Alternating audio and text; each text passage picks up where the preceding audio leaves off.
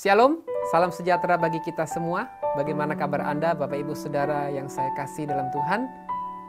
Saya ingin membawakan satu tema firman Tuhan dengan judul waspada terhadap ajaran sesat. Setiap kita tentu perlu berwaspada dengan ajaran-ajaran yang sedang berkembang hari-hari ini.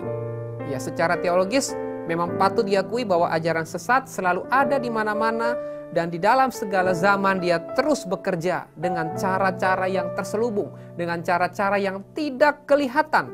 Apalagi kita di penghujung zaman, di zaman akhir, pastilah muncul beragam ajaran-ajaran yang tidak sesuai dengan firman Tuhan. Sekalipun dia menggunakan ayat-ayat firman Tuhan, tetapi dia bisa mempelintir firman Tuhan untuk mengikuti gaya keinginan dari pemimpin rohani tersebut. Saya sampaikan firman Tuhan ini di dalam Yudas pasal 1 ayat 18. Mengatakan, sebab mereka yang telah mengatakan kepada kamu menjelang akhir zaman akan tampil pengejek-pengejek yang akan hidup menuruti hawa nafsu kefasikan mereka. Hal tersebut sudah dikatakan oleh para nabi, baik di dalam perjanjian lama maupun dalam rasul-rasul di dalam perjanjian baru. Yudas menegaskan, di dalam perjanjian baru Yudas menegaskan demikian, menjelang akhir zaman akan tampil pengejek-pengejek yang hidup menuruti hawa nafsu kefasikan. Ciri-ciri ajaran sesat adalah selalu mengadu domba. Ingat, dia mengadu domba ajaran yang A dengan B, dan dia selalu mengejek atau menjatuhkan lawannya. Dan tujuannya adalah hawa nafsu. Hawa nafsu apa? Keserakahan. Untuk keegoisannya, untuk memperkaya diri, untuk kemakmuran hidupnya supaya dia menambah pamor. Oleh sebab itu, sebagai murid dan pengikut setia yang percaya kepada Tuhan Yesus Kristus, kita perlu selalu waspada sehingga tidak terjebak atau menyimpang dari kebenaran firman yang tertulis di dalam Alkitab. Iblis dan antek-anteknya akan menyusun siasat guna menjerumuskan kita sebagai orang percaya yang tidak berwaspada. Pertanyaannya adalah, bagaimana caranya supaya kita orang percaya tidak terjerumus ke dalam ajaran yang menyesatkan?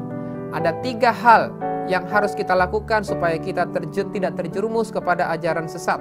Yang pertama adalah membangun hidup dan menambah pengetahuan akan kebenaran firman Tuhan.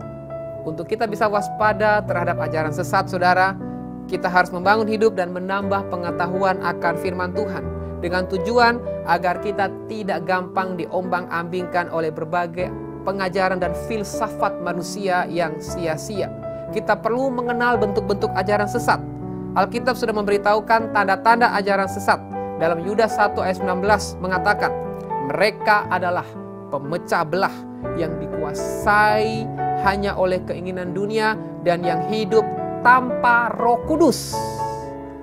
Ketika mereka tidak mengakui tentang ketritunggalan, keesaan Allah, itu adalah ajaran sesat. Ketika dia tidak menunjuk tinggi otoritas firman Tuhan sebagai firman yang mutlak satu-satunya, itu adalah ajaran sesat. Dan yang ketiga, ketika dia tidak mengakui Yesus sebagai Tuhan yang menjelma menjadi manusia, itu juga adalah ajaran sesat. Itu 3 ciri dari ajaran sesat. Bagaimana ciri dari pengajaran sesat sesuai dengan konteks firman Tuhan? Yang pertama, ajaran sesat itu memecah belah kesatuan tubuh Kristus dengan menghadirkan ajaran yang menyimpang. Tidak selamanya perpecahan itu membawa kepada kehidupan atau kedamaian. Justru perpecahan akan memperuncing masalah. Keperpecahan akan menghadirkan munculnya ajaran-ajaran yang menyimpang.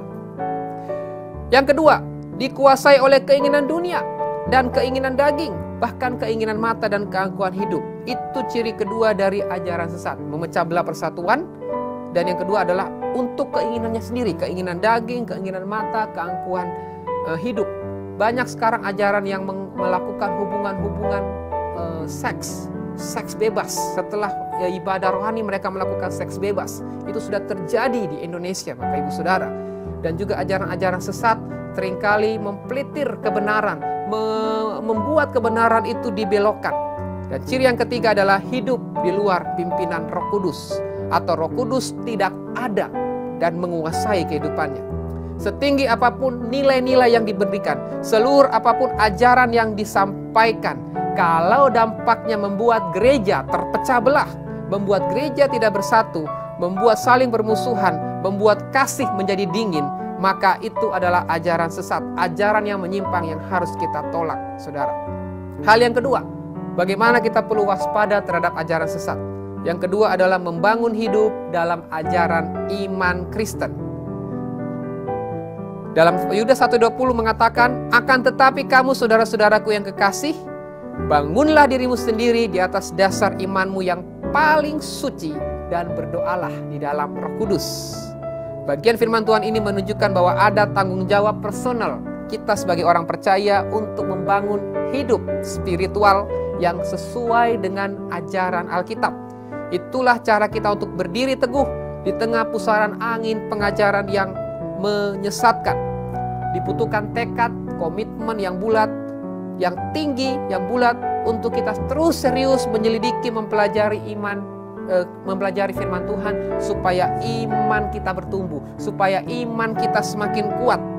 Sebab kalau kita tidak sungguh-sungguh belajar firman Tuhan, maka akan mudah terbawa arus. Kita tidak punya pijakan yang kokoh, yang akhirnya kita menjadi pengikut-pengikut ajaran sesat.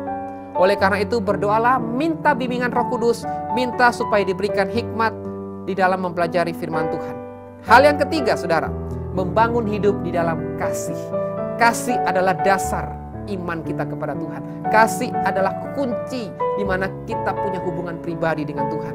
Peliharalah hidupmu, peliharalah dirimu demikian dalam kasih Allah sambil menantikan rahmat Tuhan kita Yesus Kristus untuk hidup yang kekal. Tertulis dalam Yudas 1 ayat 21. Pengajar sesat selalu menghancurkan, memecah belah persekutuan, hidup dalam dendam, akar pahit, kepahitan, tidak ada kasih. Kasih semakin dingin di dalam persekutuan.